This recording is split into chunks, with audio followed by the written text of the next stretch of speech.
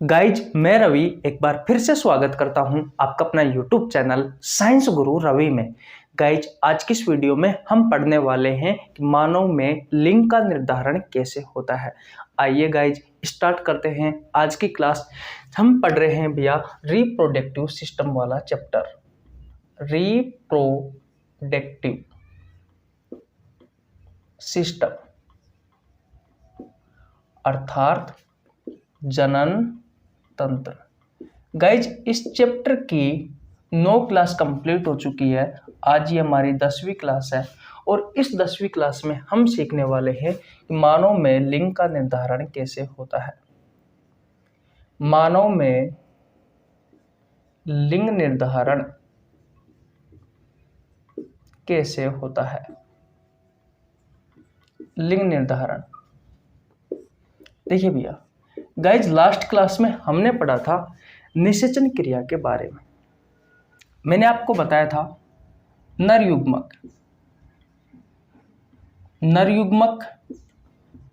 कौन है भैया? शुक्राणु। और मादा युग्मक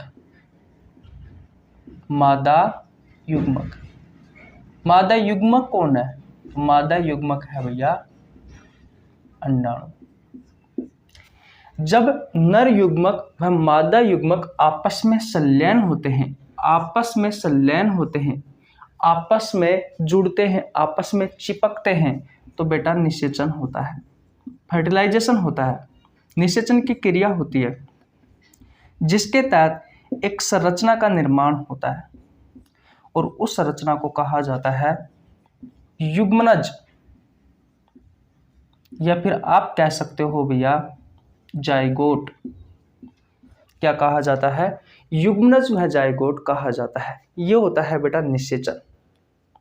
नर युग्मक व मादा युग्मक का आपस में संलयन होना, आपस में चिपकना निषेचन कहलाता है।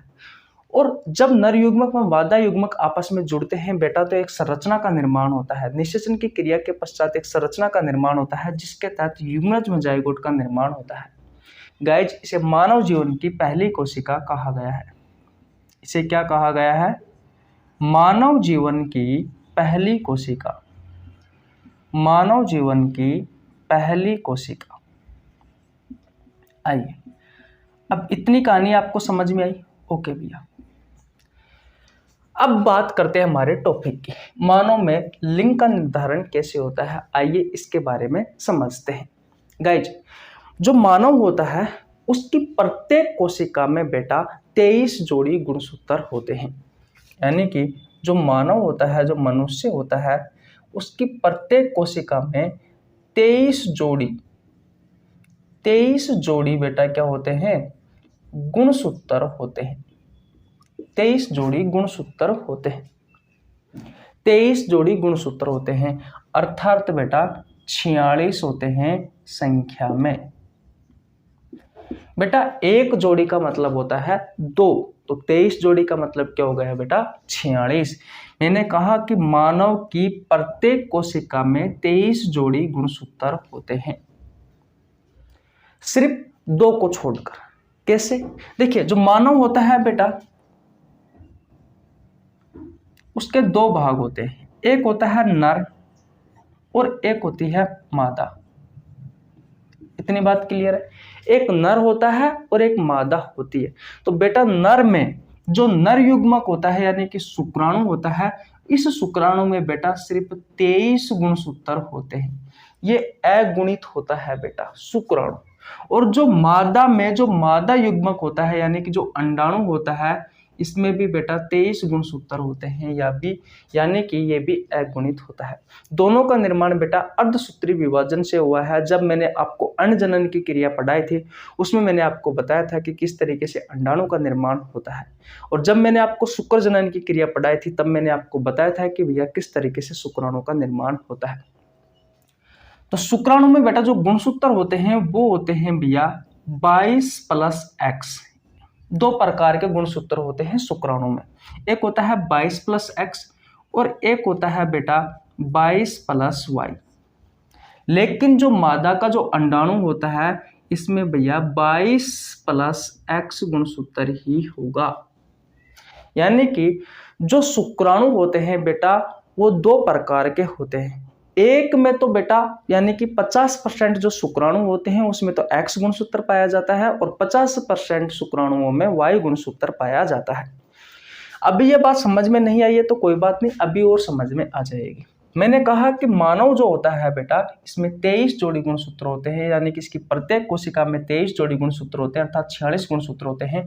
सिवाय शुक्राणु में, नर में जो शुक्राणु होता है उसमें 23 गुणसूत्र होते हैं, लेकिन इनमें भैया और बाकी की जितनी भी कोशिका होती है उन सभी में 46 गुणसूत्र होते हैं। अंडाणु में बेटा 23 गुणसूत्र होते हैं और बाकी की जितनी भी कोशिका होती है बेटा मादा में, उन सभी में 46 गुणसूत्र होते हैं। इतनी बात क्लियर। मैंने मानव को दो भागों में बांटा, एक नर और एक मादा। देखिए सबसे पहले मादा के बारे में बात करते हैं। बेटा मादा में जो गुणसूत्र होते हैं वो कितने होते हैं? वही 23 जोड़ी। भाई वही 23 जोड़ी होंगे, अर्थात भैया वही 46 होंगे और सभी के सभी बेटा XX होंगे। सभी के सभी गुणसूत्र XX होंगे। लेकिन नर की बात करें बेटा तो इसको भैया दो भागों में बांटा गया है, यानी कि जो 22 जोड़ी गुणसूत्र होते हैं, यानी कि भैया जो 44 गुणसूत्र होते हैं वो तो होते हैं XX, और जो एक जोड़ी जो गुणसूत्र होता है बेटा, ये एक जोड़ी गुणसूत्र होता है बेटा XY। ये जो XX गुणसूत्र है मादा में सभी 23 जोड़ी गुणसूत्र ये भैया अलिंग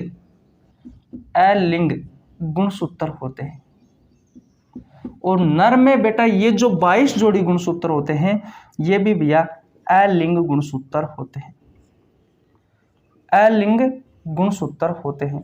लेकिन नर में ये जो एक जोड़ी जो गुणसूत्र पाया जाता है बेटा ये लिंग निर्धारक गुणसूत्र होते हैं, ये लिंग निर्धारक गुणसूत्र होते हैं। बेटा संतति जो होती है बेटा उसमें पुत्र होगा या पुत्री, लड़का होगा या लड़की, ये कौन से गुणसूत्र डिसाइड करते हैं बेटा? नर में ये जो एक जोड़ी गुणसूत्र पाए जाते हैं X और Y, यही गुणसूत्र डिसाइड करते हैं बेटा कि लड़का होगा या लड़की होगी, इसलिए इन्हें कहा जाता है लिंग निर्धारक गुणसूत्र। आइए बेटा और समझते हैं बहुत अच्छे से। देखो कहां पर बताऊं आपको, इधर बता देता हूं, ध्यान से समझना बेटा, एक एक चीज बहुत ज्यादा इंपॉर्टेंट है। ये रहा नर, ठीक है, और ये रही मादा। दिख रहा है आपको? यहां पे नहीं दिख रहा, यहां पे दिखेगा मादा। ये रही मादा, दिख रही है? कोई दिक्कत नहीं होनी चाहिए।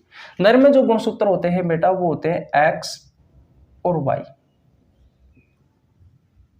ठीक, और मादा में जो गुणसूत्र होते हैं वो होते हैं X और X। अब इनको खोलते हैं बेटा तो ये दो भागों में बट जाते हैं, एक X और एक Y, ठीक, और मादा में जो गुणसूत्र होते हैं इनको भी खोलते हैं, एक X और एक X। खोल लिए भैया? ओके। अब मैं इन्हें मिटा देता हूं, ये तो मैं वापस आपको दोबारा भी बता दूंगा। इतनी कहानी आपको समझ में आई या नहीं आई बेटा? कोई दिक्कत किसी को नहीं होनी चाहिए। अब इन्हें मिलाते हैं बेटा। अगर इस X गुणसूत्र के साथ में मादा का अगर X गुणसूत्र जुड़ा तो बेटा XX बनेगा, और XX किसका गुणसूत्र है? मादा का, यानी कि बेटा होने वाले जो संतान है वो लड़की होगी। कोई दिक्कत नहीं होनी चाहिए। अगर इस X गुणसूत्र के साथ में ये वाला X गुणसूत्र जुड़ा तो बेटा क्या होगा? XX, यानी कि भैया लड़की होगी, यानी कि लड़की होगी। इस Y गुणसूत्र के साथ में अगर ये X गुणसूत्र जुड़ा तो X और Y, और X और Y गुणसूत्र किसका है? नर का, यानी कि लड़का होगा। कोई परेशानी? आगे देखते हैं, इस Y गुणसूत्र के साथ में अगर ये मादा का X गुणसूत्र जुड़ा तो क्या होगा? X और Y, यानी कि लड़का होगा।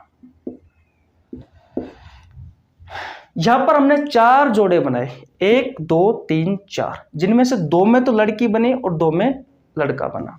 तो मैं कह सकता हूं कि भैया संभावना जो रहती है वो 50% तो लड़की होने की संभावना रहती है, और भैया 50% जो संभावना होती है वो लड़के बनने की, यानी कि लड़के होने की संभावना रहती है। कोई दिक्कत नहीं होनी चाहिए। इतनी बात क्लियर। तो बेटा जो लिंग निर्धारक गुणसूत्र होते हैं वो भैया नर के हैं, वो नर के हैं। मैंने कहा कि नर का में जो शुक्राणु होते हैं बेटा, नर में जो शुक्राणु होता है उन शुक्राणुओं में जो गुणसूत्र होता है वो होता है भैया 22 + x होगा 50% में, तो और 50% में होगा 22 + y, यानी कि x और y। 22 तो सब में सम रहते हैं भाई, 22 तो सब में समान रहते हैं। लिंग निर्धारक गुणसूत्र है x और y तो एक में तो 50% में तो x रहेंगे और 50% में y रहेंगे, ये हो गए शुक्राणु। और बेटा जो महिला होती है, यानी कि महिला का जो अंडाणु होता है उसमें तो भैया फिक्स है भाई, फिक्स है 22 + x ही होगा, 22 + x ही होगा भैया, 22 + x ही होगा। चाहे ये वाला x ले लीजिए, चाहे फिर आप ये वाला x ले लीजिए, ये वाला x ले लीजिए, कोई सा भी x ले लो भैया। अब संतति जो बेटा लड़का होगा या लड़की होगी, पुत्र होगा या पुत्री होगी, कौन डिसाइड कर रहा है भैया? नर के ये गुणसूत्र, यानी कि ये गुणसूत्र डिसाइड कर रहे हैं। अगर इस x के साथ x मिला तो x के साथ x मिलने पर लड़की पैदा होती है, ठीक है। इस x के साथ में ये x मिला तो भी लड़की होगी। इस y के साथ अगर x मिला तो XY बनेगा तो लड़का होगा, और इस y के साथ में अगर ये x मिला तो लड़का होगा, यानी कि 50-50% संभावना रहती है। तो बेटा यहां से आपको क्या समझ में आया? ये समझ में आया कि भैया जो लिंग निर्धारक गुणसूत्र होते हैं वो भैया नर में होते हैं, नर में होते हैं। यानी कि संतान लड़का होगा या लड़की होगी, कौन डिसाइड करता है बेटा? नर के ये एक जोड़ी गुणसूत्र बेटा डिसाइड करते हैं कि भैया लड़का होगा या लड़की होगी।